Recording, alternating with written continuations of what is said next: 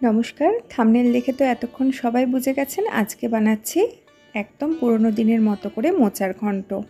রান্নার পাশাপাশি বেশ কয়েকটা ছোট টিপস দেওয়া থাকবে যেগুলো আপনাদের খুব কাজে আসবে। তাছাড়াও অনেক সময় মোচার ঘন্ট রান্না করতে গেলে দেখবেন মোচাটা একটু তিতো মতো খেতে হয়, তো বেশ কিছু টিপস থাকবে যেটা করলে মোচার ঘন্ট আর কখনোই তিতো হবে না। মোচাটা ছাড়াতে বসিয়ে দেখলাম ওপরের দিকের একটা পর্ব একটু কালো মতো হয়ে গেছে, একটা না দুটো পর্বর মতো, ওই দুটো পর্ব ফেলে দেবো। আর হাতে একটু সর্ষের তেল মেখে নিচ্ছি যাতে মোচার কষটা একটু কম লাগে। যদিও সর্ষের তেল মাখলেও মোচার কষ কিন্তু লেগেই যায়, তাও সর্ষের তেল মাখলে অনেকটা তাড়াতাড়ি সেই কষটা ছেড়ে যায়। অবশ্য ভুলটা আমারই ছিল, কারণ মোচাটা বাঁধা থাকার জন্য আমি ভেতরের অংশটুকু দেখে নিইনি।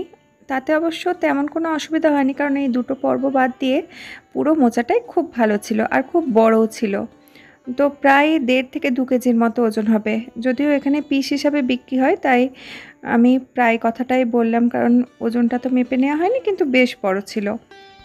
মোচার ফুলগুলো ছাড়িয়ে নিচ্ছি। মোচার ফুলের একদম ওপরের যে স্বচ্ছ অংশটা থাকে আঁশের মতো, সেটা ফেলে দিতে হবে। আর ফুলের ভেতরে আর একটা লম্বা ডাঁটি থাকে যার মাথাটা অনেকটা গোল আর একটু শক্ত মতো, সেটাকে ফেলে দিতে হবে। এগুলো কিন্তু বেশ শক্ত আর একদম সেদ্ধ হতে চায় না, তাই এগুলো সহ তরকারিটা রান্না করলে তরকারিটা খেতে কিন্তু মোটেও ভালো লাগবে না। এবার ফুলগুলোকে যতটা সম্ভব ঝিরিঝিরি করে কেটে নিচ্ছি। মোচা যতটা সূক্ষ্মভাবে কাটা যাবে তত কিন্তু মোচার তরকারিটা খেতে ভালো হয়। একদম মোচার ওপরের দিকে যে মোটা ফুলগুলো সেইগুলো তো ওইভাবেই সব করে নিয়েছি। এবারে একদম ভেতরের দিকে যে নরম সাদা মতো অংশটা থাকে সেটা কিন্তু অতটা, যে আঁশের মতো অংশ বা যে মোটা ডাঁটিটা, সেটা কাটার প্রয়োজন হবে না, কারণ এই ভেতরের দিকের যে মোচার ফুলটা থাকে সেটা অনেকটাই নরম হয়ে যায়, ওগুলো সেদ্ধ হতে অসুবিধা হয় না। তাও ওপরের দিকে যতটা সম্ভব আমি এগুলোরও ছাড়িয়ে নেব, মানে যতটা পর্যন্ত ছাড়ানো যাবে আর কি, কারণ ভেতরের দিকেরগুলো ছাড়াতে বেশ অসুবিধা হয়, খুব নরম এখানটা। এই সাদা নরম অংশটারও ওপরের দিকের ফুলগুলো যতটা সম্ভব আলাদা করে নেওয়ার চেষ্টা করেছি। এবারে একদম ভেতরের দিকে এই যে সাদা নরম অংশটা, সেটা কিন্তু আলাদা করে আর কাটাকুটি করছে না, আমরা যেইভাবে থোড় কাটি সেইভাবে ঝিরিঝিরি করে এই অংশটা কেটে নিচ্ছি। এই অংশটা আপনারা খোলা সহই রান্না করতে পারেন, খোলাটা যথেষ্ট নরম, তরকারিটাতে কোনো কিছু অসুবিধা হবে না। আর তবুও যদি খোলা ছাড়া আপনারা এই অংশটুকু করতে চান, সেক্ষেত্রে এভাবে লম্বা লম্বা করে কেটে নেওয়ার পর, লম্বা ঠিক না মানে গোল গোল করে কেটে নেওয়ার পর এইভাবে দেখুন একটু নাড়াচাড়া করে নিলে কিন্তু খোলাগুলো আলাদা হয়ে যাচ্ছে। এভাবে একটু নাড়িয়ে নেবেন, তাহলে দেখবেন ভেতরের যে ফুলগুলো সেগুলো আলাদা হয়ে যাচ্ছে আর খোলাটা আলাদা হয়ে যাচ্ছে। মোচাটা কেটে এখানে জলে ভিজিয়ে রেখেছি, আর অনেক সময় মোচার মধ্যে একটা তিতো যে ভাব চলে আসে সেটা কাটানোর জন্য আমি এখানে বেশ কিছুটা পাকা তেঁতুল আগে ভিজিয়ে রেখেছিলাম। এই পাকা তেঁতুলের জলটা দিয়ে এই কেটে রাখা মোচাটাকে ঘন্টাখানেকের মতো ভিজিয়ে রাখবো। আমি প্রায় 2 ঘন্টার মতো মোচাটাকে এইভাবে ভিজিয়ে রাখবো। যদি তার বেশিও হয় তাহলেও কোনো অসুবিধা নেই। তো 2 ঘন্টা পর মোচাগুলোকে ছেঁকে এবারে সেদ্ধ করতে বসাবো।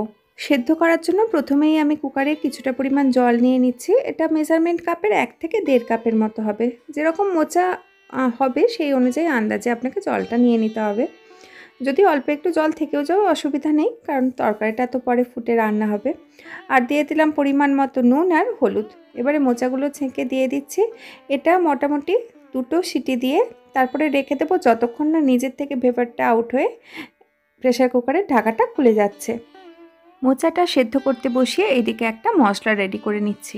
এখানে দিয়ে দিলাম 2.5 ইঞ্চি পরিমাণ টুকরো করে নেওয়া আদা, কাঁচা লঙ্কা, লঙ্কার পরিমাণটা আপনারা যেরকম ঝাল খাবেন সেই অনুযায়ী নিয়ে নেবেন, নিয়েছি শুকনো লঙ্কা, আর দিয়ে দিচ্ছি চা চামচের মাপে জিরে।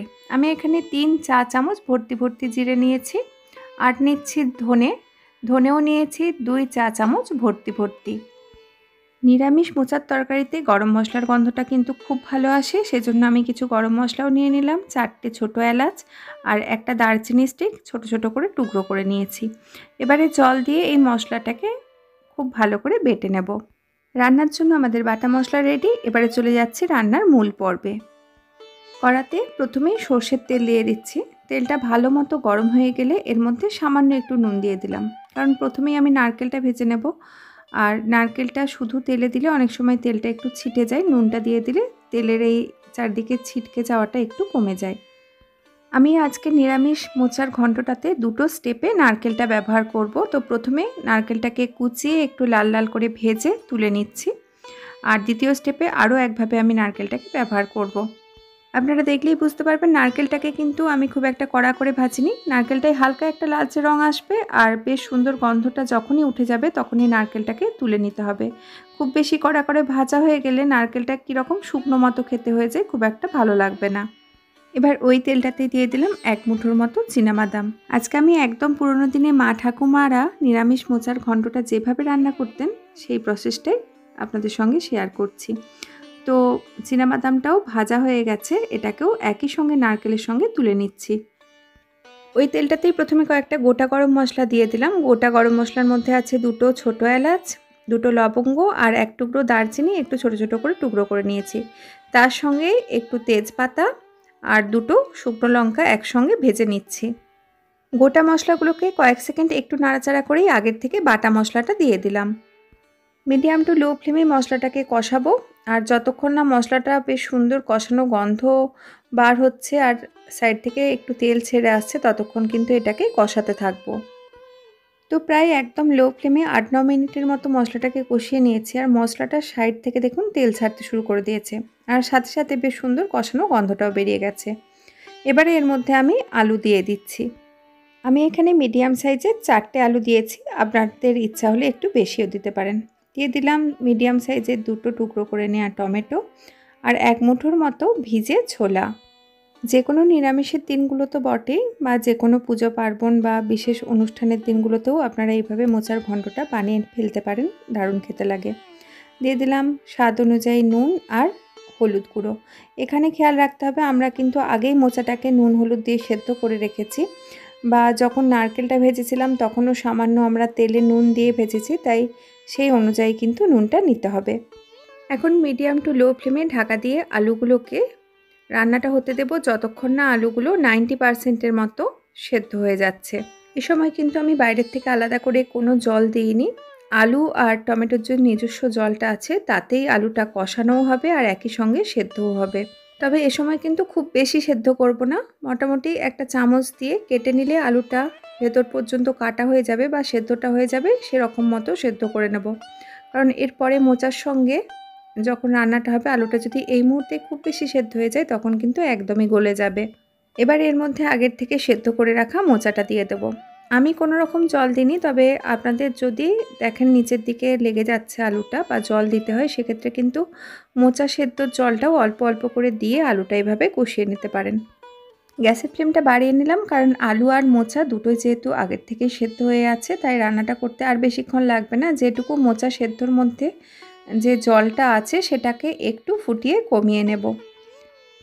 এই সময় খুন্তির সাহায্যে আমি আলু আর মোচাটাকে একটুখানি ঘেঁটে নিচ্ছি, তাহলে তরকারিটা দেখতেও যেমন গামাখো হবে, খেতেও ভালো লাগবে।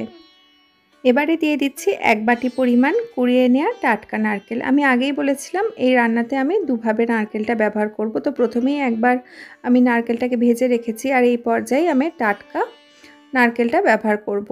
আর এই কাঁচা নারকেলটা ব্যবহারের ফলে নারকেলের দুধের যে স্বাদ আর গন্ধটা থাকে সেটা তরকারির সঙ্গে মিশে কিন্তু তরকারির স্বাদটাকে আরও দ্বিগুণ করে তোলে।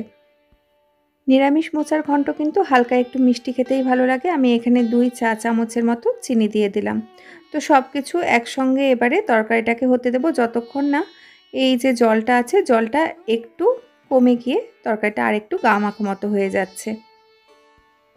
জলটা বেশ কিছুটা পরিমাণ শুকিয়ে যেয়ে যখন তরকারিটা এরকম গামাখো মতো হয়ে আসবে, তারপরে গ্যাসের ফ্লেমটা কমিয়ে নেব, আর এর মধ্যে দিয়ে দিচ্ছি আগের থেকে ভেজে রাখা নারকেল, চীনাবাদাম। এর মধ্যে দিয়ে দিচ্ছি খুব অল্প শাহি গরম মশলা, দেশি গাওয়া ঘি। আমি এখানে 2 চা চামচ দেশি গাওয়া ঘি দিচ্ছি, আপনারা বেশিও দিতে পারেন। সব কিছু একসঙ্গে মিশিয়ে গ্যাসের ফ্লেম একদম কমিয়ে এটাকে ঢাকা দিয়ে রেখে দেবো 1.5 থেকে 2 মিনিটের মতো, যাতে প্রত্যেকটা মশলার স্বাদ আর গন্ধ ভালোভাবে তরকারিটার সঙ্গে মিশে যেতে পারে। এবার গরম ভাতের সঙ্গে গরম গরম এই মোচার তরকারিটা খেতে বসার আগে যদি রেসিপিটা ভালো লাগে তাহলে লাইক ও শেয়ার করার অনুরোধ রইল। দেখা হবে পরের দিন আবার নতুন কোনো রেসিপি নিয়ে। ততক্ষণ সবাই সুস্থ থাকুন, ভালো থাকুন, সঙ্গে থাকুন।